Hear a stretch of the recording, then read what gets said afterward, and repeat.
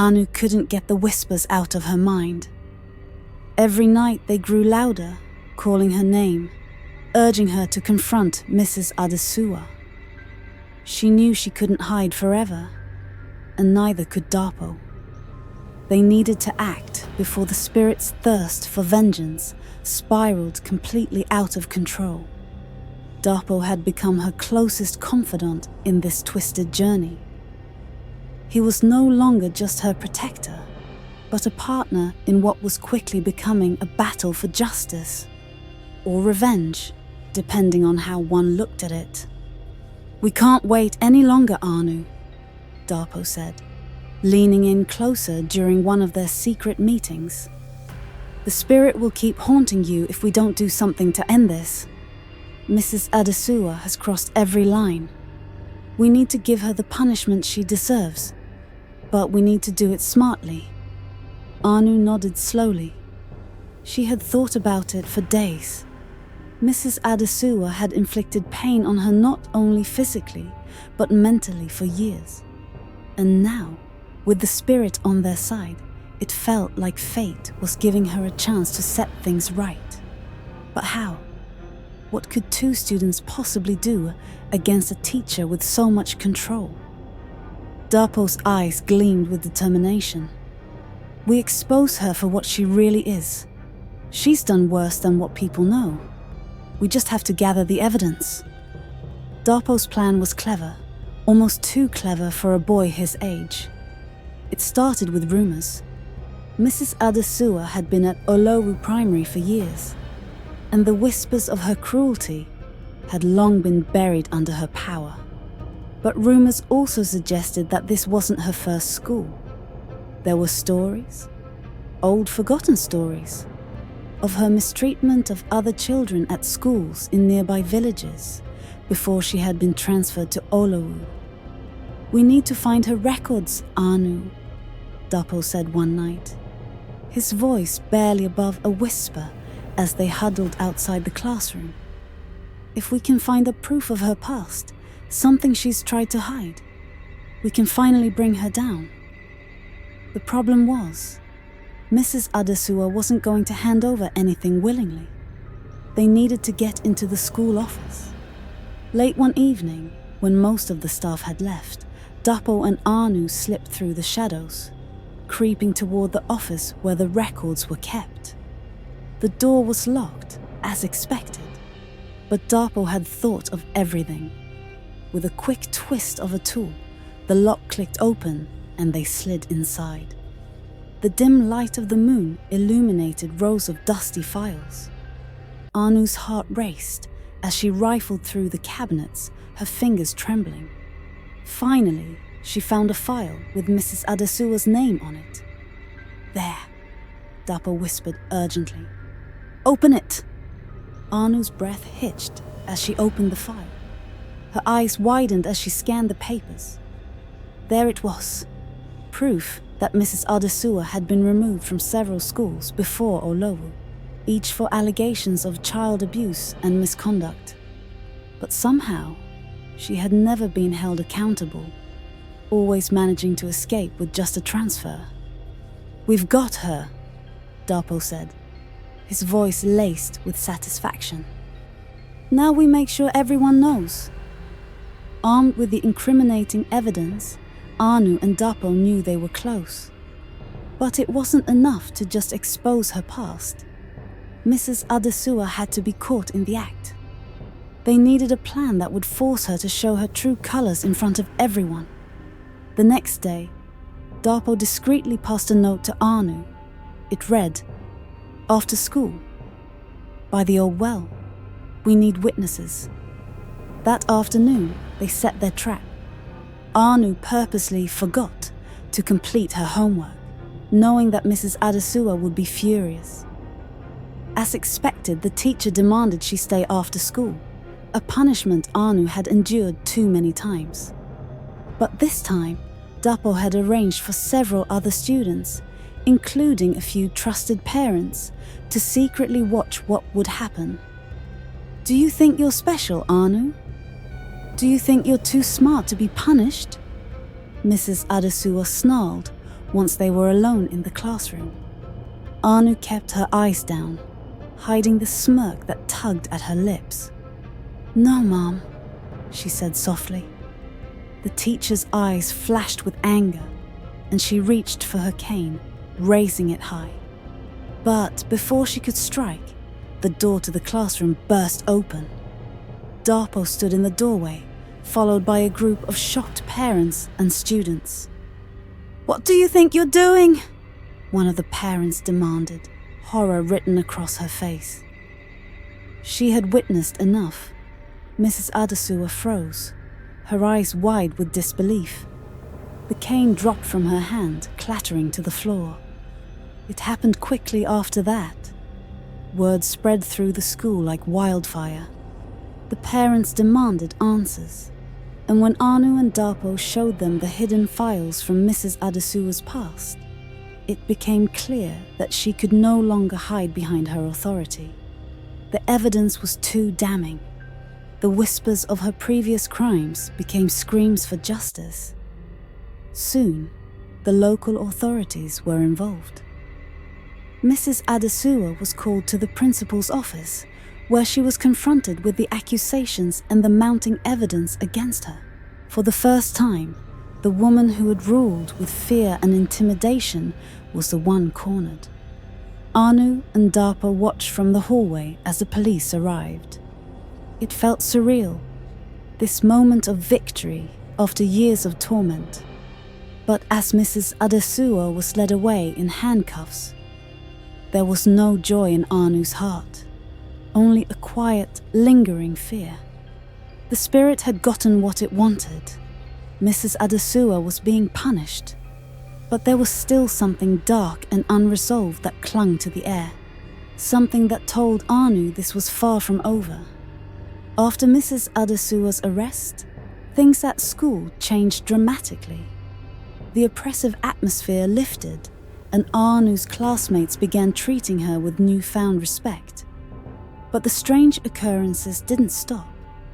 The whispers in the night still followed her, and the shadowy figure still lurked in the corners of her dreams. One evening, as Anu lay in bed, the familiar voice echoed in her ears once again. "It's not over, Anu." She bolted upright, her heart racing. She knew what the voice meant. Though Mrs. Adesua was gone, the spirit's thirst for vengeance was not yet satisfied. The shadow had latched onto her anger, and now it demanded more. She needed to find peace. She needed to stop the spirit before it consumed her entirely. "Anu," Daro whispered, sitting beside her on the porch the next day. "You did it. She's gone. Why don't you look relieved?" Anu shook her head. "It's the spirit, Daro. It wants more. It won't let me go." Dapo's face hardened with determination. "Then we'll find a way to stop it. Together. This isn't over yet." As Anu and Daro must now confront the spirit they unleashed. Mrs. Adesua may have faced justice, but the true battle is only beginning. As the shadow grows stronger, Anu and Daro will be forced to face the darkness within themselves. The suspense builds as they search for a way to end the spirit's reign once and for all. But at what cost? Well, let's uncover the truth.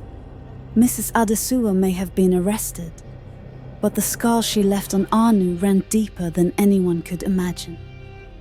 Though the school was calmer and the students more welcoming, Anu couldn't shake the feeling that something was wrong. The nightmares had returned, more vivid and terrifying than ever before. Late at night, the whispers crept into her ears, urging her to see things that weren't there.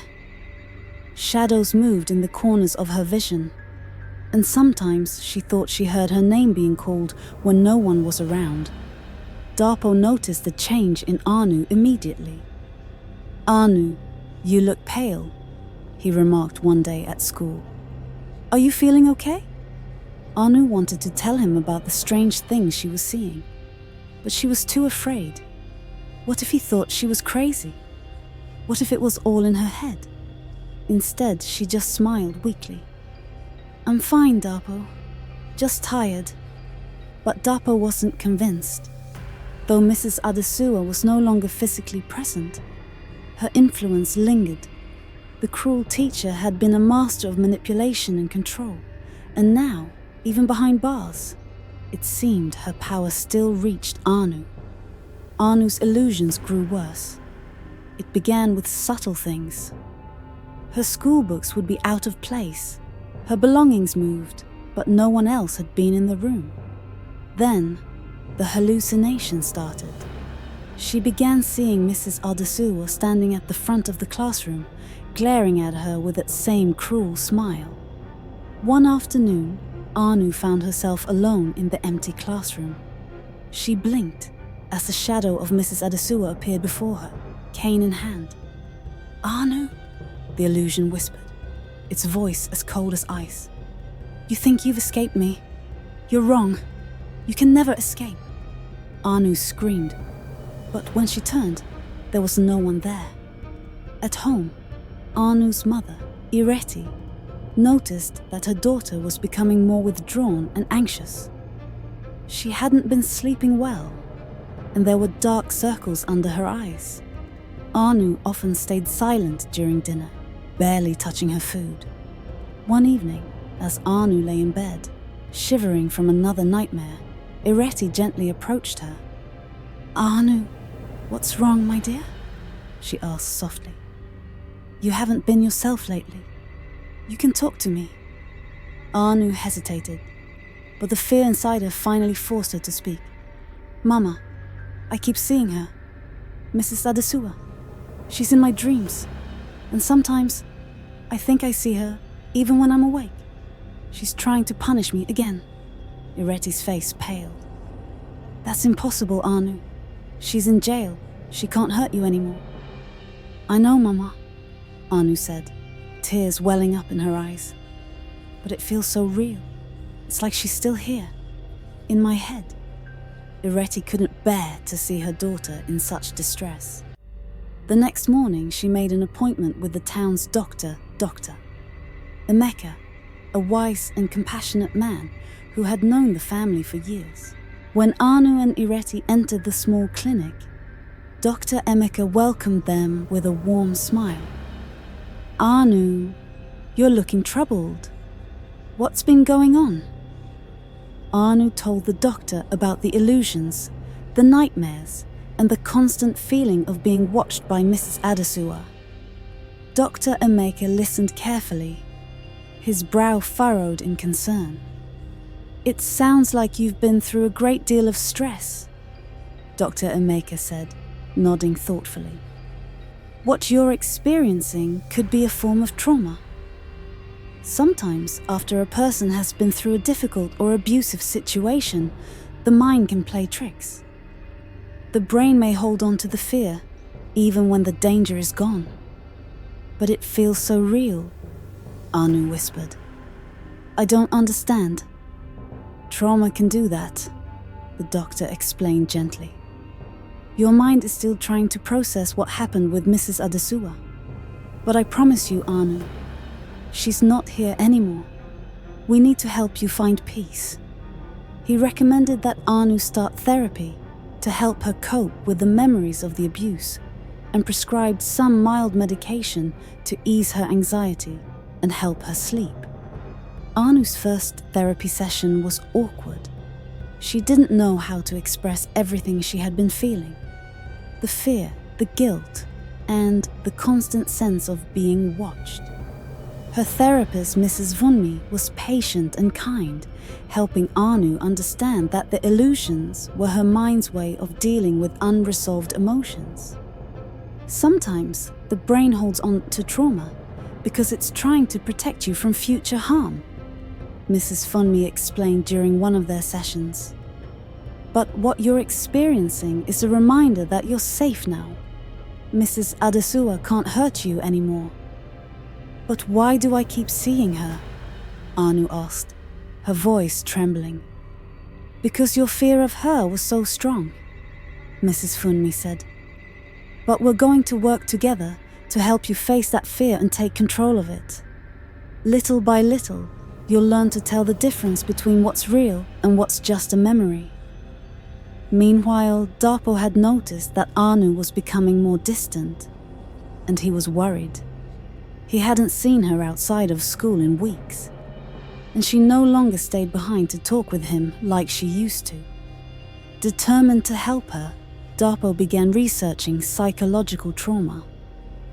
He spent hours at the library, reading everything he could find about how trauma could manifest as hallucinations or illusions. He learned about how a victim's mind might cling to the abuser's presence even after they were gone. Dapo decided to visit Anu at her home one afternoon, hoping to check on her and offer support. When he arrived, he found her sitting on the porch, staring blankly into the distance. "Anu," he said softly, sitting beside her. "I know you're going through something really difficult right now, but I'm here for you. You don't have to go through this alone." Anu looked at him, her eyes tired and full of doubt. "I don't know what's real anymore, Dapo. I keep seeing her. I hear her voice. I feel like I'm losing my mind." "You're not losing your mind," Dapo assured her. "I've been reading about this. It's called trauma. Mrs. Adesawa hurt you so badly that your brain hasn't been able to let go. But that doesn't mean she's really here. You have the power to take back control, Anu." Despite the therapy and the doctor's help, Anu's hallucinations didn't entirely go away. In fact, they seemed to intensify after she began therapy. It was as though the deeper she dug into her trauma, the more vividly Mrs. Adesawa appeared in her life. But one night something shifted. Anu woke up in the middle of the night to the sound of someone calling her name. She sat up in bed, heart pounding. The shadow of Mrs. Adesawa loomed at the foot of her bed, her cold eyes glaring at Anu. "You can't escape me," the illusion hissed. "I'll always be here, watching." But this time, Anu didn't scream. She didn't run. Instead, she stood up, her body trembling, but her mind more resolute than ever. "You're not real," Anu whispered, her voice shaking but strong. "You're just a memory. You can't hurt me anymore." The shadow of Mrs. Adesawa seemed to flicker for a moment, as though unsure of itself. Then, slowly, it began to fade. Anu's journey to healing is far from over, and the fight against the illusions of her past continues. With Dapo by her side, she must face the darkest parts of her trauma and find a way to reclaim her mind. Therapy, along with the unwavering support of her mother and Dapo, had started to work its magic. Slowly but surely, Anu was reclaiming her sense of self, her mind no longer haunted by the ghost of Mrs. Adesawa. The road to recovery wasn't easy. There were still nights when Anu would wake up in a cold sweat, the old fear trying to creep back in. But each time she reminded herself that the trauma was in the past, and she had the power to move forward. Her bond with Dapo grew stronger. He was her anchor during the darkest days, and as Anu began to heal, their friendship blossomed. They spent more time together, not just as two students trying to survive school, but as best friends who had faced hardship and come out stronger on the other side. One afternoon, as they walked home from school, Anu looked at Dapo and smiled. "Thank you for standing by me," she said softly. "I don't think I could have made it through all of this without you." Dapo shrugged, grinning. "You're stronger than you think, Anu. I was just here to remind you of that." Anu's grades began to improve too. With the burden of fear lifted from her shoulders, she was able to focus more on her studies. She spent hours at the library, devouring books and pushing herself to excel in ways she hadn't before. Her teachers noticed the change, and soon enough, she was back at the top of her class, Months passed, and the school year drew to a close. By then, Anu had fully regained her confidence. She was no longer the shy, fearful girl who had once been a target of abuse. She was now a strong, intelligent young woman, ready to take on the world. At the school's end-of-year ceremony, Anu received the award for the best student in her grade. As she walked up to the podium to accept her certificate, she glanced at the crowd and saw her mother, Ireti, beaming with pride. Dapo, sitting beside her, gave Anu a thumbs up, his smile as bright as ever. The principal handed Anu the award, shaking her hand. "You've come a long way, Anu," he said with a nod of approval. "You should be proud of yourself." "I am," Anu replied, her heart swelling with pride. "And I'm just getting started." After the ceremony, Anu, Ireti, and Dapo celebrated with a small party at home. They laughed, reminiscing about the difficult times they had faced. But more importantly, they looked ahead to the future. "Anu," Dapo said as they sat on the porch later that evening, "do you ever think about what happened with Mrs. Adesua?" Anu nodded. "I do, but not with fear anymore. I think about it because it made me stronger. She tried to break me, but instead I learned how to stand up for myself." Dapo smiled. "I'm glad you see it that way. You've come so far, and I know you're going to do amazing things." "I couldn't have done it without you," Anu replied, reaching for his hand. "You were my best friend through it all." "And you'll always be mine," Dapo said, squeezing her hand in return. As the sun set on the horizon, casting a golden glow over their small town, Anu felt a sense of peace she hadn't felt in years. The darkness of the past was behind her, and ahead lay a future filled with promise and hope. Years later, Anu would go on to attend a prestigious university, continuing her love for learning and eventually pursuing a career in education. She wanted to be the kind of teacher who uplifted and inspired her students. Everything Mrs. Adesua had never been. Dapo, ever by her side, remained her closest friend and confidant. He too went on to succeed in his own path, becoming a journalist who told the stories of people who had faced injustice, just as Anu once had. Though the memories of Mrs. Adesua and the pain she caused would always remain with Anu, they no longer haunted her. They were simply reminders of how far she had come, and how she had transformed her suffering into strength. In the end, Anu didn't just survive, she thrived. And the bond between her and Dapo, forged in the fires of adversity, remained unbreakable. A testament to the power of friendship and resilience in the face of hardship. The end.